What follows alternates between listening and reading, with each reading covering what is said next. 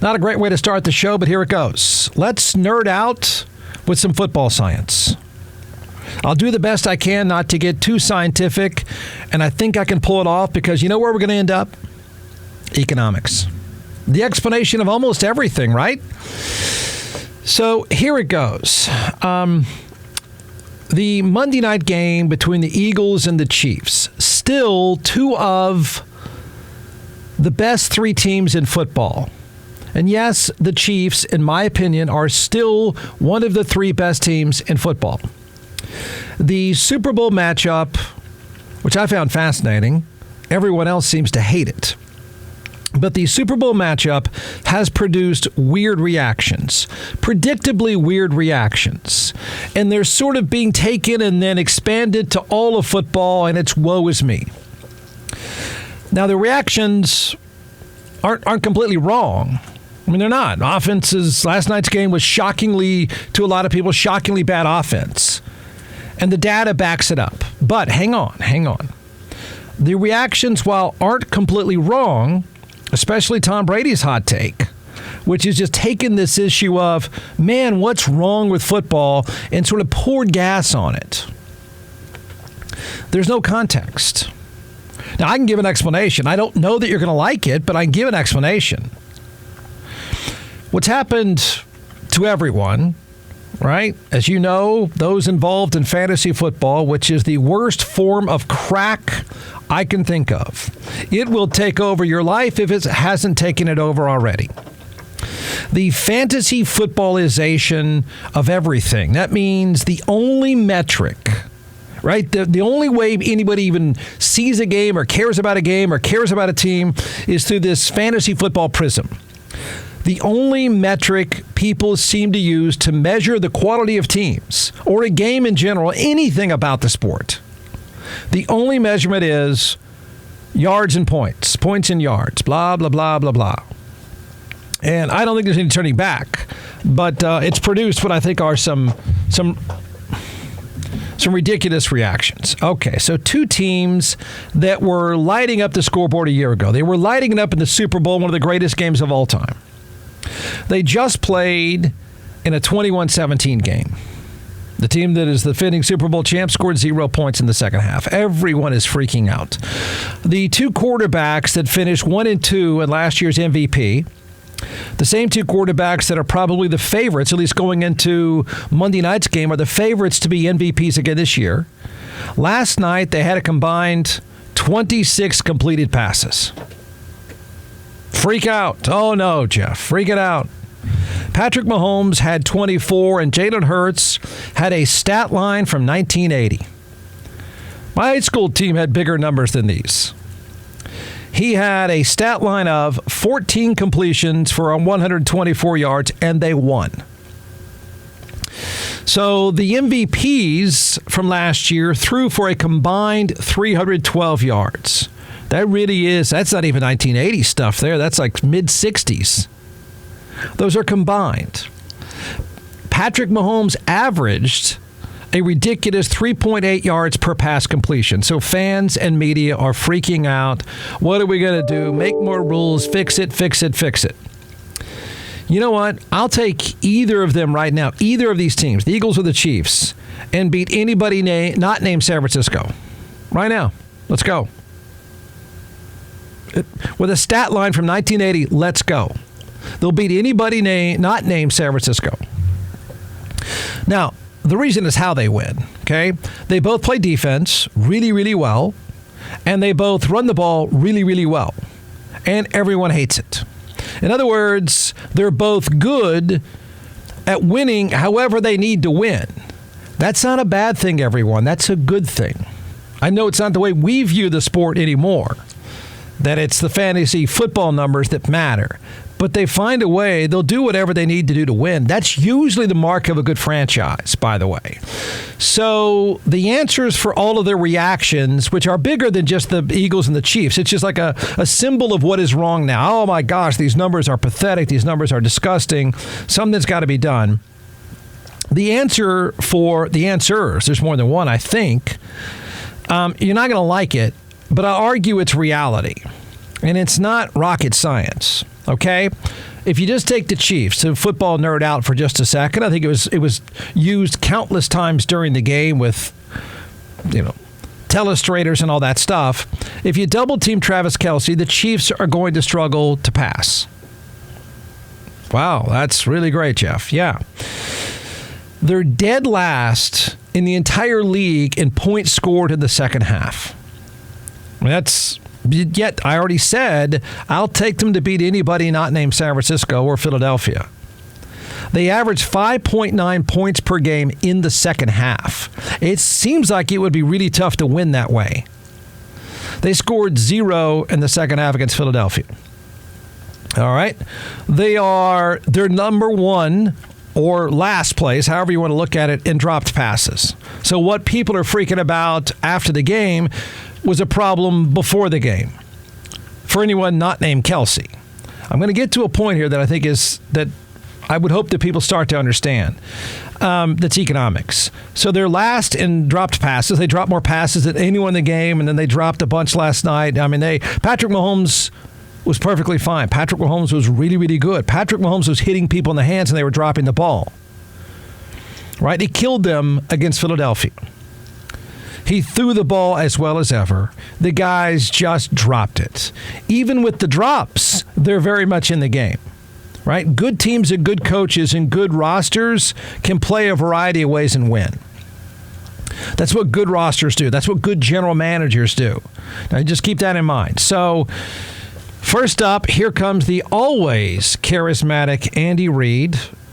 I think Andy Reid, even last night in the game with Philadelphia, is proving his value as a football mind and as a coach. Because I know everyone only thinks about, do you score a bunch of points? But it's a completely different team playing in a completely different way, and they're still really, really good. So he mumbled and didn't offer a heck of a lot. I think we're kind of shooting ourselves in the foot. I've got to do a better job helping out with that, and then, my guys have got to do the same thing. So we've all got to pick it up a notch there. The second half, we're just not as sharp there. We'll work on that. You play a good team. You can't lose a turnover battle. I mean, they're undefeated when they win the turnover battle. So, and then you add the penalties to it, a couple of drops to it. So we got to take care of that. They dropped the ball a lot. That's what the coach is saying. When guys were open, they dropped the ball a lot. That's what the coach is saying. The Chiefs' problems on offense and then pass catching are making my point even more so. I mean, it's going to make my point. And that point is to answer Tom Brady's hot take of the day, which is, just blowing up everything, because Tom Brady isn't completely wrong when he says, man, what's wrong with football now? He says from his car. Scoring is down dramatically. I believe it's to a level of late 70s or something like that. The scoring is down, no doubt. You watch two of the best teams in the game struggle to score 40 points combined. For all the rules changes, and don't worry, if the NFL thinks there was a problem last night that could be fixed, they would make that rule today. They will do anything possible to give you your fantasy football game with your offense and your numbers. There is no lack of trying by people involved in the sport, including the coaches, to say, man, we want to score more points. I mean, Tom Brady is right when he says, hey, this game is not very good right now. The offensive part is not very good. So here comes Tom Brady. He looks to have a newer face. Have you noticed that? It is a newer face. It would like the last one wasn't that bad, but he seems to have a newer face.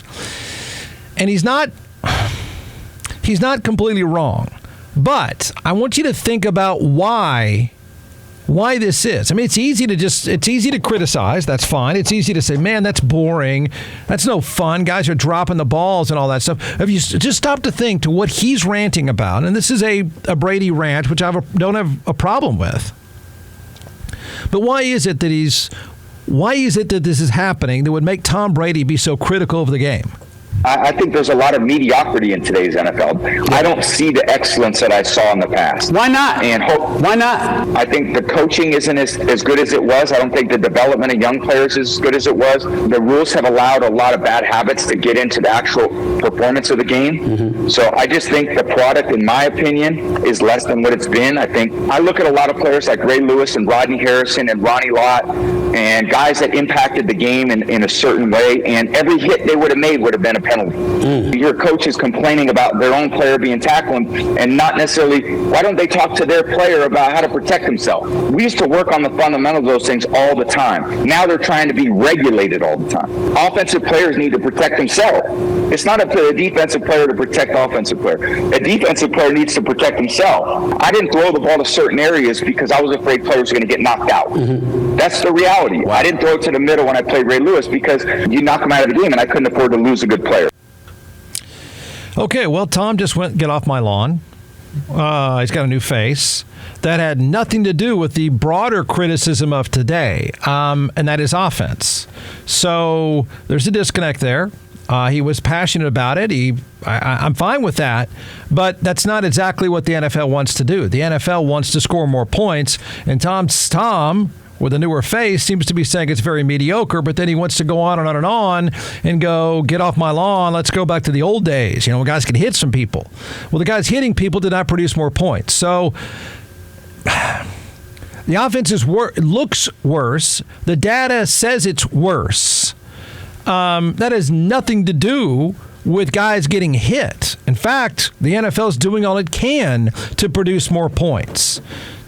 Tom's rant is fine for an older guy, but it's missing the bigger point, and that is what people are saying today. These teams were fun last year, and that wasn't fun. 21-17 is not fun. And I'm here to tell you it's because of economics. Owners and players can blame themselves, but it's economics. It has nothing to do with skill. It doesn't. I disagree with him. Players are more skilled than ever. It's economics. But Jeff, they're getting rich.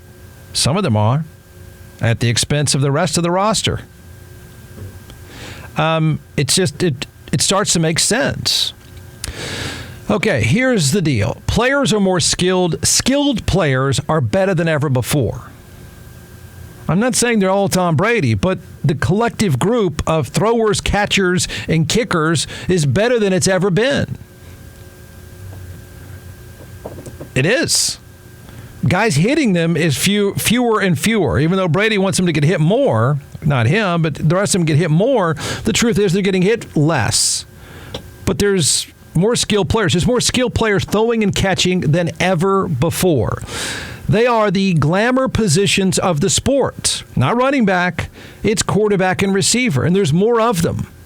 And they're more valuable than ever before. So, yeah, the offenses are mediocre. Some of them. Some of the teams score a lot of points and lose because they give up a lot of points. It's economics. The problem last night's game with Kansas City, the players that could catch the passes, okay? The players that could catch the passes that were dropped by cheaper players. Yeah, I'm going to be that simple. Yes. They're gone. The expensive ones are gone, Kansas City. They're gone. So the players that could catch the passes that were dropped by cheaper players are gone because they got paid elsewhere because they're expensive. When the money flows to the quarterback, and it does, that comes at the expense of all the other stuff. As quarterbacks get paid more, their offenses start to digress. Quarterbacks and receivers get paid the most. Quarterbacks and receivers are the glamour positions, and if I give my quarterback all the money, he's going to have fewer people to catch it. They're going to drop it more because the cheaper guy's going to drop it. The more expensive guys moved on to make more money. Economics has only allowed them to have one star receiver. Right? Take the Chiefs for an example. One of the best offensive teams of all time, right? Kansas City doesn't have Tyreek Hill, obviously. But economics has only allowed them to have one star receiver. So that star receiver, Travis Kelce, gets triple teamed, double teamed, and then they say, go ahead, throw it to someone else. Those dudes will drop it because they're cheaper. The quarterback monopolizes the money. It's at the expense of what's around him. That's it. I bet I've had this rant before, and it just plays itself out over and over again. If you look at the quarterbacks with the most talent around them, just stop and back away from Patrick Mahomes. Patrick Mahomes is not digressing. He's hitting people in the hands. The people he's hitting in the hands are less expensive. They're not stars. The stars had to go. That's why they drop it. There's just not enough money to go around for stars. But if you look at the quarterbacks, if you take a look at the total, what's around, this football science here, what's around the quarterbacks, you look at the teams with the most talent around them, okay? And you're going to see young, non-first round quarterbacks. That's what you're going to see because that's where the money is monopolized. That's going to give you Brock Purdy in San Francisco that has a ton of players around him until he gets expensive. And then someone's going to have to go. Quite a few dudes are going to have to go. Jalen Hurts in Philadelphia, because Jalen Hurts just got paid, it's not showing up just yet. But Jalen Hurts, the Eagles were able to load up players around him with money because he was less expensive. Right? When one quarterback is worth 3-star receivers, it's difficult to build a roster. When that quarterback takes the money, watch it happen in Dallas. They got one receiver. We're going to end up with one receiver because that's all you can do. Passing offenses seem to be getting worse, yes, but that's because the offenses pay the quarterbacks and the receivers and then become salary cap poor. Then they got guys that drop. So the good teams, which is a completely opposite way of everyone looking at last night, those two franchises are really well run. You know why? Because they've adapted. See, they're going to lose that offensive part. They're going to lose the stars. And they're going to make up for it on defense and running. They're going to make it up for the cheap places, the cheap employees. They're going to get better at cheap employees because they're going to lose the expensive ones. That's the game. And it shows up on offense. And it shows up on throwing and catching because that's where the money is. And you run out of money to spread around. So it's not that guys suck. It's not that Brady's saying they should get hit more. It has nothing to do with that stuff. The fact is they just don't have enough money to go and have that kind of talent. I mean, it's like when you deposit the check to the quarterback who's now highly paid, you can go ahead and say, I want you to know you're going to have fewer guys that can catch it. So we got to figure out a way. And I actually think both of them. I come away from Philadelphia and Kansas City even more impressed because they've pivoted. They said, look, we can't load up with receivers because we just can't afford them. We'll load up on inexpensive areas and we'll get really good at inexpensive areas. That's running and playing defense. I think you'll find out that it works.